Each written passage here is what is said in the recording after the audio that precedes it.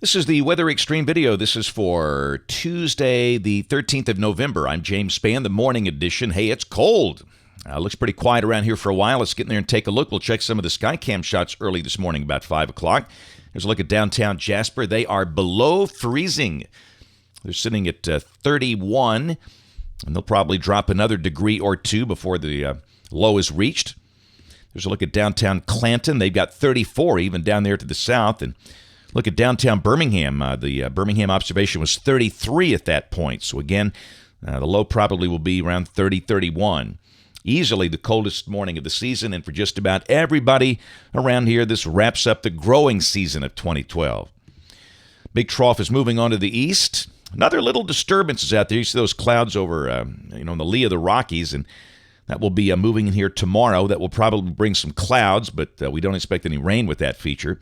Here's a look at those numbers this morning. You can see everybody kind of between 30 and 35 around here. That was captured at 5 o'clock, and we'll see those creep on down. But it is cold. It is cold here. It is cold over much of the nation. I mean, it's hard to find any warmth on that map. You have to go all the way down to Miami or Key West.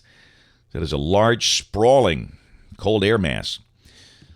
Not much happening with a watch warning map. Freeze issues from the Texas Hill Country right on through this part of Alabama and North Georgia. And up to the north, those counties in green up in Tennessee, that is a freezing fog advisory. That's when you got fog and temperatures are below freezing. That can create a little bit of glaze on bridges and things like that. This is the rain for the next 5 days, valid through Saturday evening at 6 o'clock. And I know it's got some green on there, but I don't see that here. A disturbance will kick up a low off the Atlantic coast, producing rain over there to the east of here. But again, I just don't think we get wet, as you'll see. Let's look at the GFS. This is the 06Z run, valid at noon today at 500 millibars. And you can see the initial trough is onto the east, and down below that we are in a dry air mass. Should be a sunny day. Temperatures will be below average for this time of the year, the high in the middle 50s.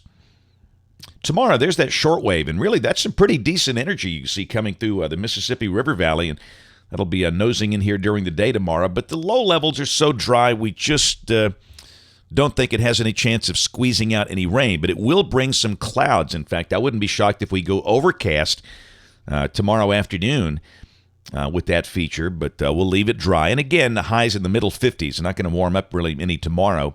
Then Thursday, that disturbance is on by. Down below that, we are dry. We should warm up to near 60 on Thursday. And you can see rain breaks out on the South Atlantic coast, maybe around Savannah and Charleston. And then Friday, a surface low develops over there, but we stay dry on Friday. And again, the high should be in the low to mid 60s. So some clouds around tomorrow, but no rain. And again, we just slowly warm up for the rest of the week. All right, weekend fans, looks pretty good around here. That's Saturday. And again, that coastal low is still developing east of Savannah. Should be a dry day, sunny with a high in the low 60s. And really the same thing on Sunday. That low moves north. Could kick up some more rain for Delaware, Maryland, New Jersey. And that's not a big nor'easter. It's 1,013 millibar low. That's it's going to be windy and wet up there, but nothing to cause any damage. But again, the weekend here looks just fine. Chilly mornings. Highs in the low 60s both days. And there's Monday of next week, starting Thanksgiving week. Hey. Same deal. We'll start the day probably in the 30s, highs in the low 60s. There's Tuesday. No major change here, although moisture returns to the west. A good southerly flow kicks in with showers developing over parts of southeast Texas and Louisiana, and kind of snowy back in the northwest. All right, let's go to the next day. We'll just keep on going. This is Wednesday the 21st, the day before Thanksgiving, the biggest travel day of the year. That's a pretty good-looking upper low up to the north. Big trough there, and down below that. Now, this looks a little more potent than the map we showed yesterday, and this will change again. This is still a little beyond 7 days. This look for the day before Thanksgiving, Thanksgiving Eve, shows a deep surface low near Des Moines, Iowa, with potential for heavy snow over the Dakotas and parts of Nebraska, and potential for rain showers, maybe some thunder from Chicago and Detroit all the way down through Indianapolis, Memphis, Houston.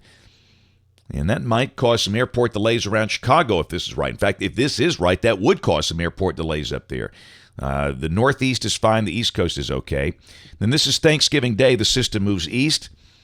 It looks kind of snowy around Minnesota and parts of western Wisconsin. Showers through Alabama, but not much rain. That would suggest very light rain amounts. Where you see the shades of gray, that's under 1/10 of an inch. So the latest run here suggesting a day with a chance of showers on Thanksgiving Day. And then on Black Friday, we turn colder with this look. That would get highs down in the 50s.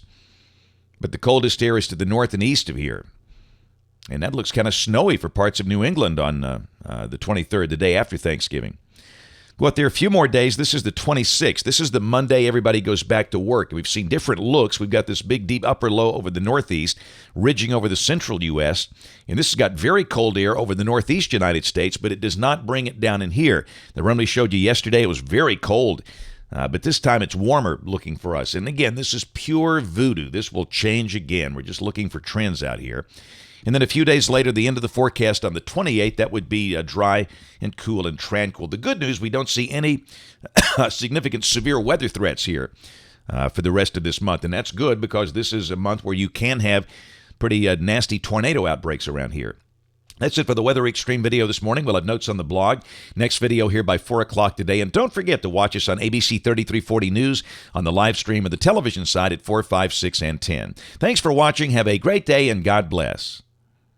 Does your weatherman have a face for radio?